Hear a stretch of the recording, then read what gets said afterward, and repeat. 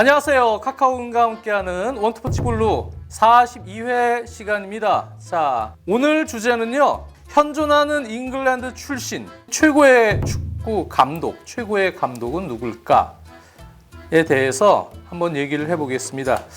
기존의 잉글랜드 감독과는 다른 최근 현대 축구 트렌드에 부응하는 이런 좋은 능력을 가진 잉글랜드 감독들이 속속 출연을 하고 있습니다. 현존하는 잉글랜드 최고의 감독 누굴까에 대해서 오늘 한번 살펴보도록 하겠습니다. 현재 세계 최고의 감독들 하면은 보통 맨체스터 시티의 펩 가르디올라 감독, 투헬 감독, 클롭 감독, 콘테, 또 이탈리아 대표팀을 이끌고 우승을 했던 만치니 감독, 그리고 나겔스만 같은 젊은 감독도 있고요.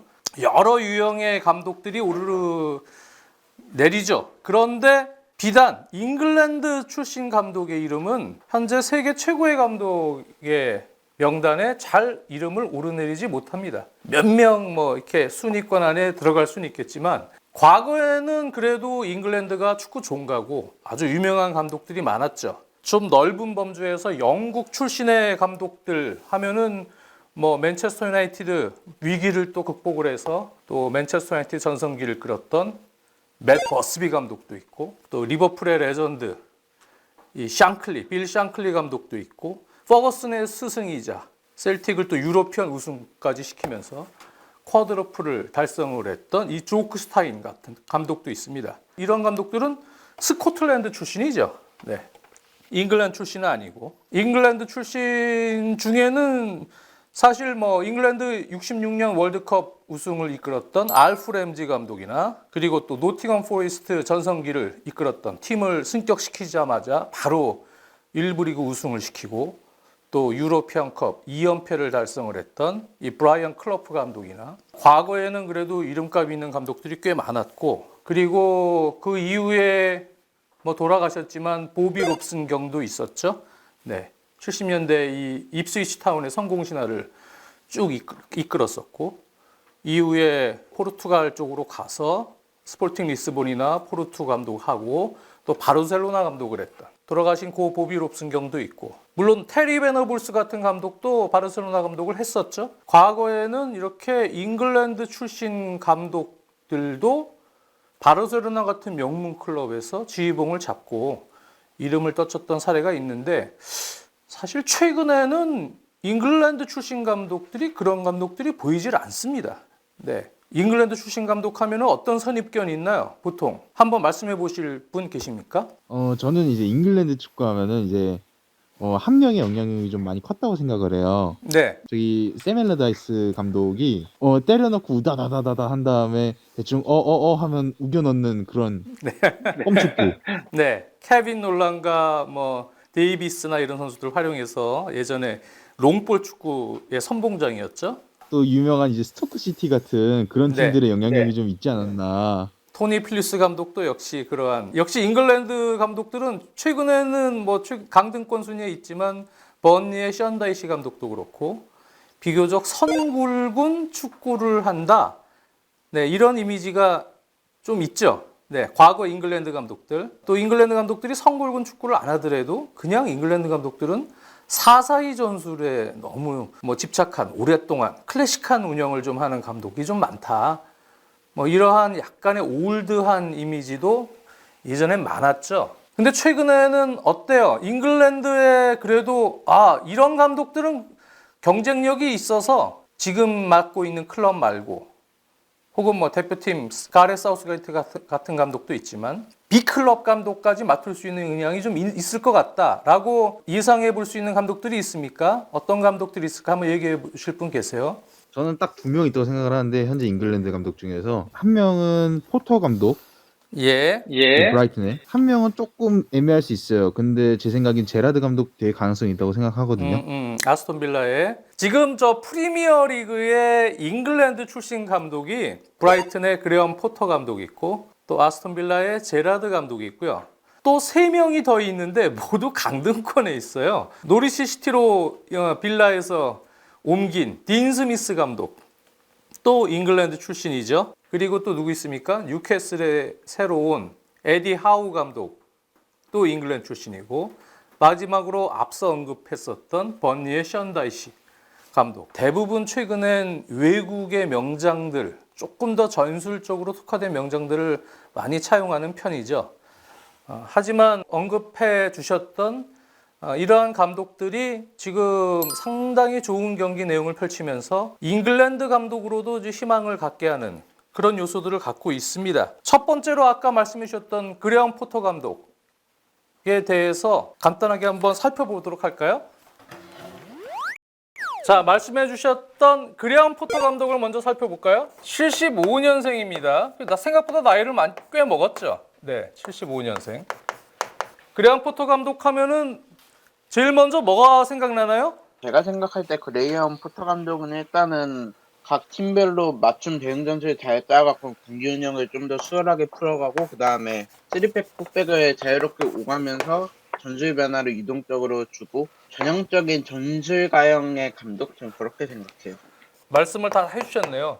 네, 이 그레엄 포터 감독은 스웨덴에서 리그 감독을 했었습니다. 계속. 그 약간 옛날로 치면은 로이 호지슨 감독과도 조금 유사하죠. 로이 호지슨 감독이 스웨덴 리그에서 감독 지휘봉을 잡고 명성을 떨치다가 스위스 대표팀 감독이 돼서 이름값을 올리고 그리고 인터밀란 감독으로 가서 90년대 상당히 명장으로 이름을 날렸던 경우가 있었죠. 로이 호지슨 감독이. 그레엄 포터 감독도 스웨덴 리그에서 사실 감독 생활을 했습니다. 네, 거기서부터 상당히 어떻게 보면 좋은 축구, 좋은 경기 내용, 전술적으로도 좋은 경기 내용을 보이면서 잉글랜드로 와서는 수완지 시티 감독을 했죠. 그래서 수완지 시티에도 상당히 빌드업 체계나 또 여러 가지 그 전술적 유연성을 강조하면서 다시 수완지 시티의 본래의 또 색깔을 찾았다. 이런 얘기들도 많았죠. 그리고 그 이후에 온 게 이제 이 브라이튼입니다. 브라이튼에 이제 오면서 프리미어 리그로 입성을 했죠. 지난 시즌이죠. 여기에도 말씀을 해주셨지만 맞춤 대응 전술에도 능하고 4백과 3백을 아주 유연하게 구사를 하면서 상대방의 전술적 특성을 미리 분석을 해서 거기에 맞춤형 압박의 포지셔닝을 설정을 하고 3백과 4백 운영을 하죠.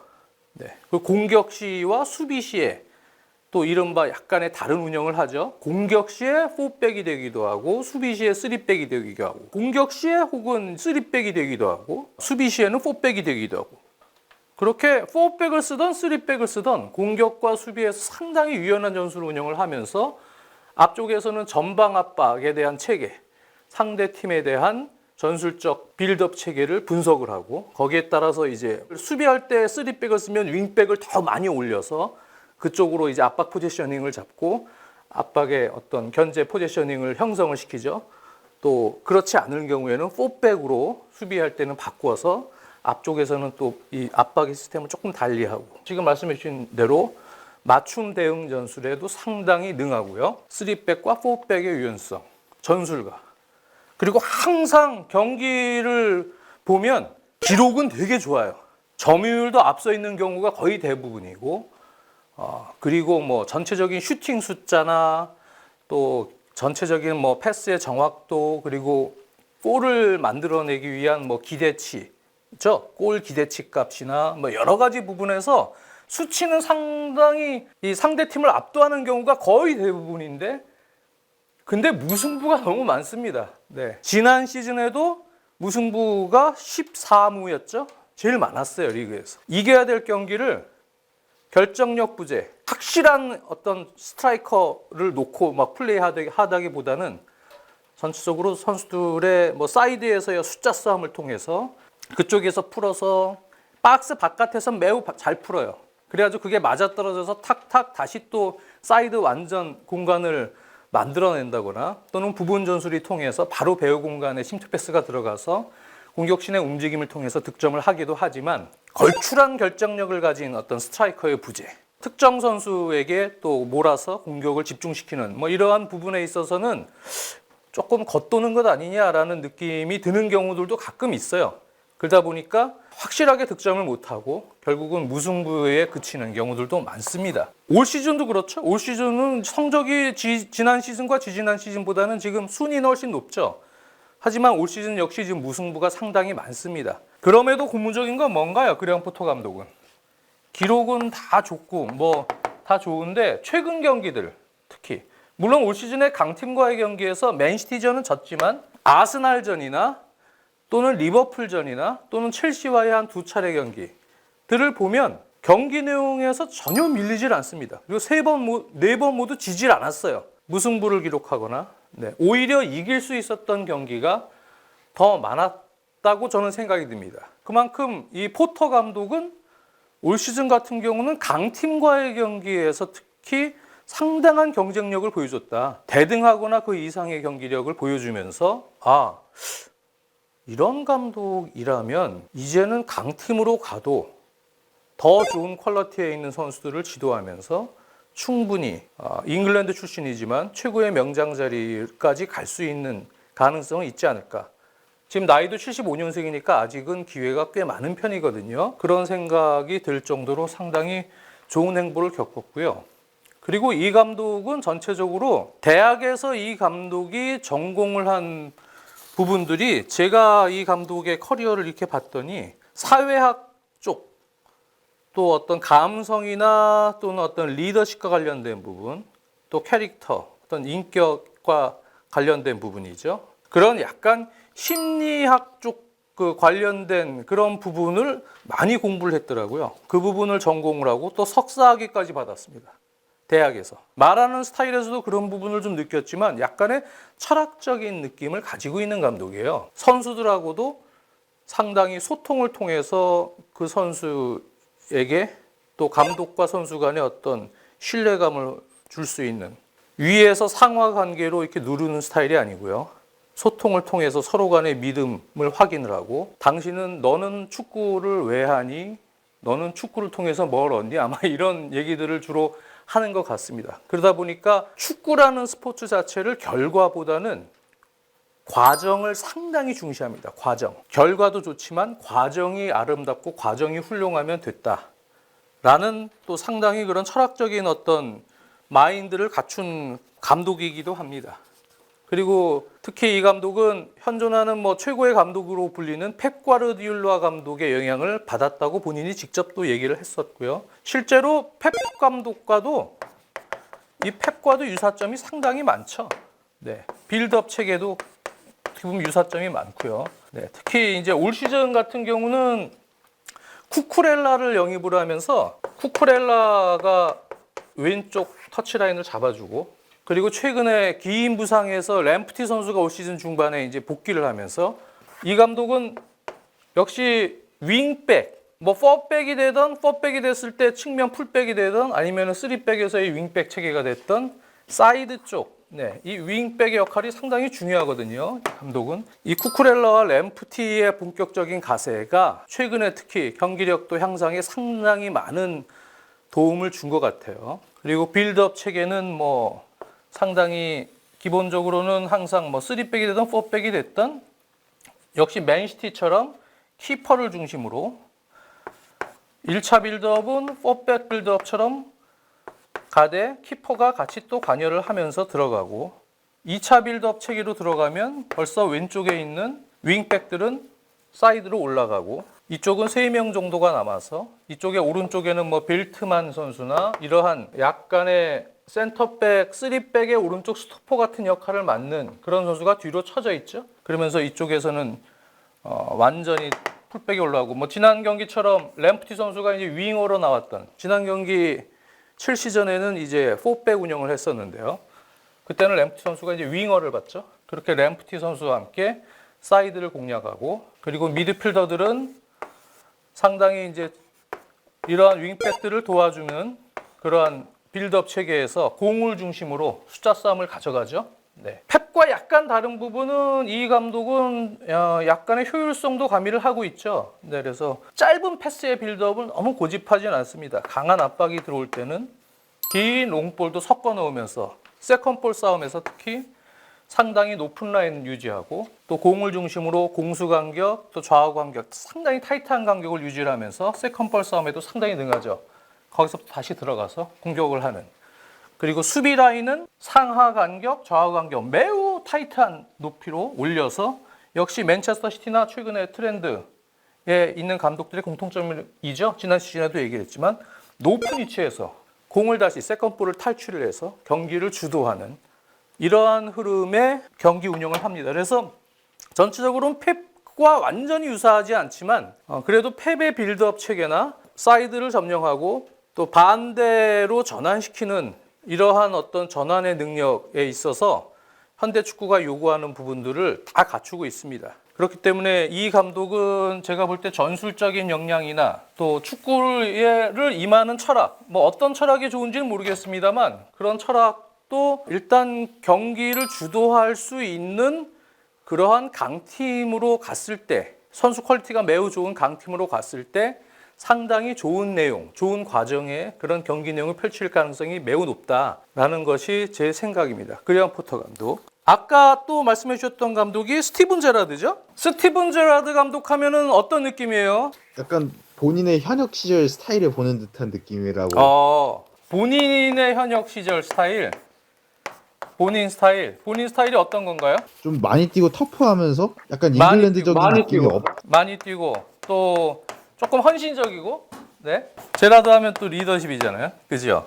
전술가는 아니라고 봐요, 그러면? 전술적인 면도 되게 있다고 봐요. 왜냐면 제라드 네. 선수가 현역 시절에도 전술적으로도 굉장히 뛰어난 선수라고 생각을 해서 그 레인저스 때 한두 경기를 챙겨보면 각 경기마다 선수들을 사용하는 포인트가 조금씩 다르지만 있는 것 같더라고요. 스티븐 제라드도 제가 볼 때 역시 가능성이 상당히 많다고는 볼 수 있죠. 근데 아직 경험이 좀 많지는 않고 상대 팀에 따른 어떤 분석을 통해서 전술적 유연성을 좀 가져가는 부분, 이런 부분은 아마 조금 시행착오가 좀 필요하다고는 생각이 들어요. 기존에 쓰는 전술 운영, 레인저스에서 무패 우승을 달성해서 왔는데 레인저스에서 지난 시즌 무패 우승을 차지했죠. 주 전술은 이제 4-3-3이라고 봐도 되고 4-3-2-1이라고 봐도 되고 4-3-1, 뭐 크리스마스 추리 전형이라 그러죠. 보통 3명과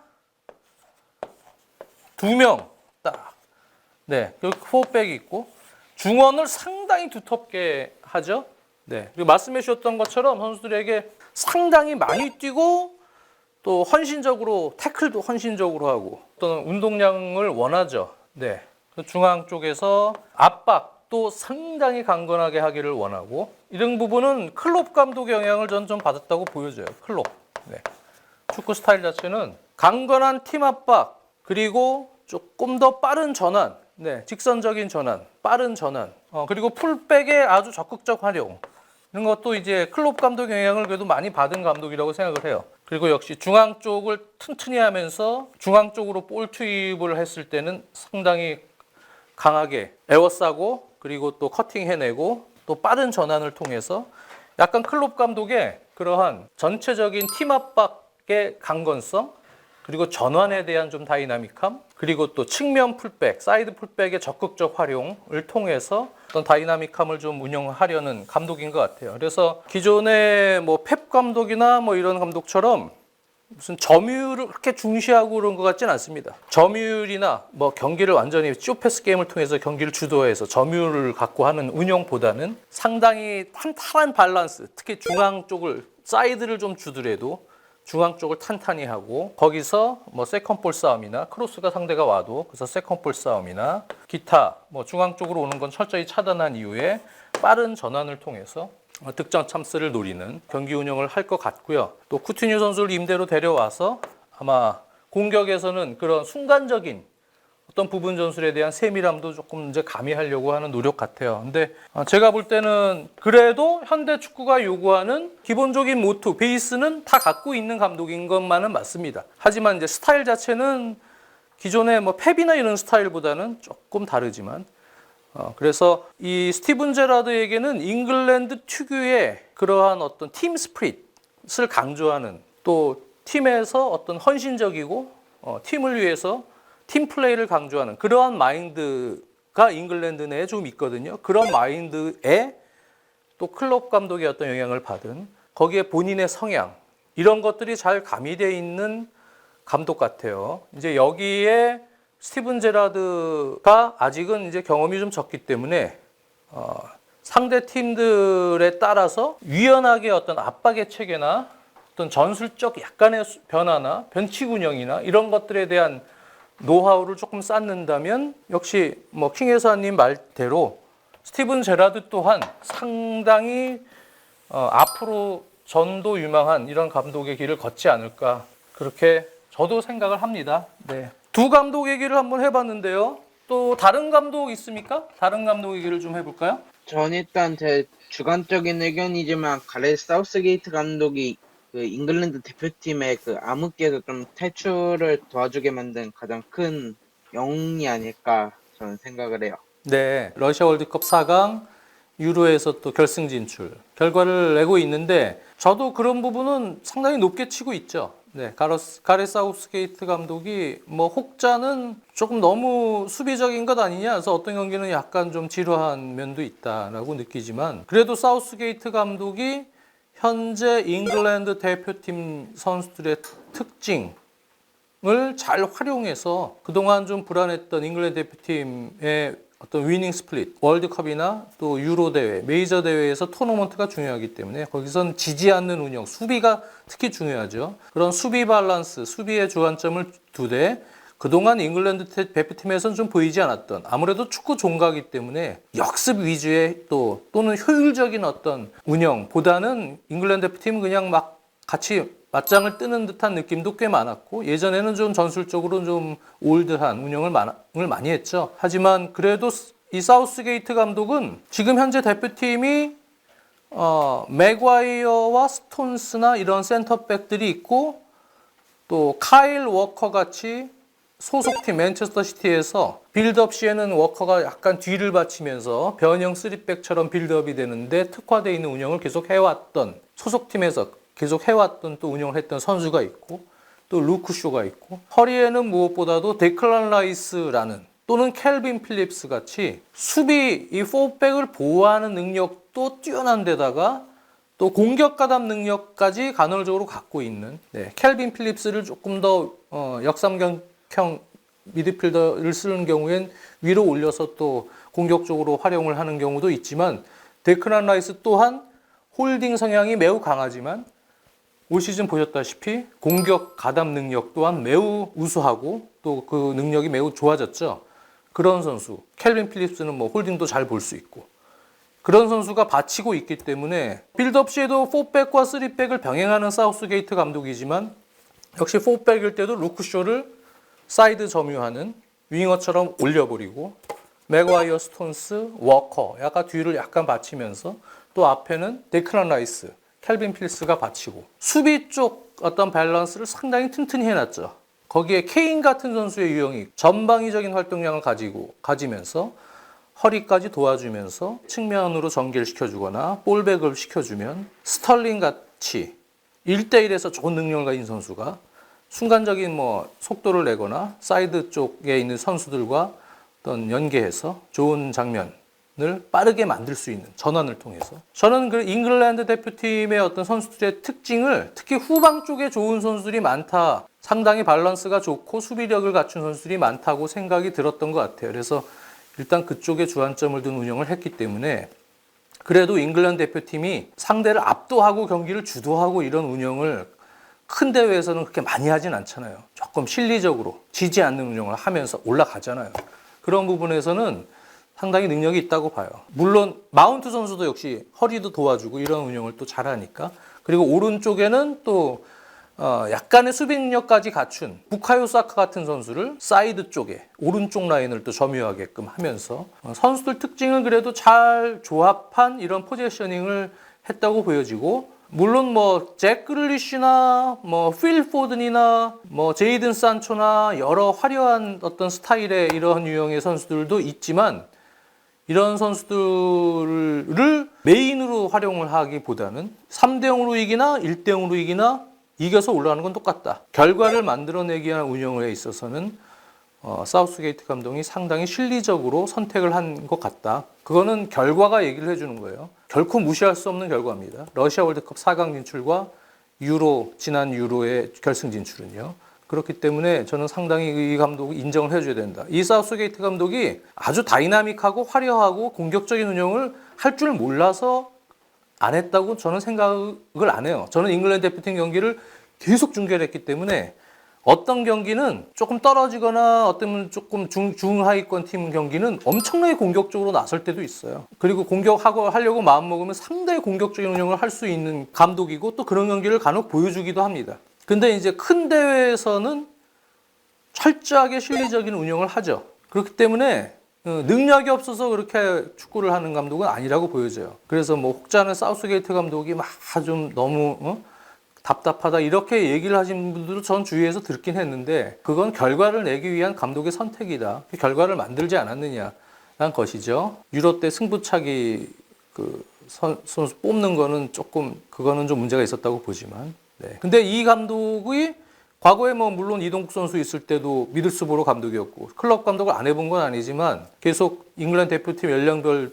대표팀 쪽부터 해서 대표팀 쪽을 많이 맡았기 때문에 클럽에서 과연 사우스게이트 감독이 능력을 발휘할 수 있을지는 조금 미지수입니다.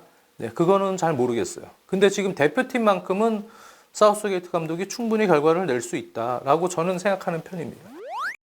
원래는 겨울 이적 시장 얘기를 좀 해볼까 했는데요. 생각보다 좀 이적 시장이 얼어있네요. 네, 활발하게 지금 선수 영입이 잘 안 돼 있어서 그래서 특히 오늘 새벽에도 첼시전 경기 보고 그래서 잉글랜드 출신 감독에 대한 얘기 한번 해보자 라고 생각해서 오늘은 이런 주제로 얘기를 했고요. 자, 카카오음과 함께하는 원펀치 블루 42회 여기까지입니다. 다음 시간에 뵙겠습니다. 감사합니다.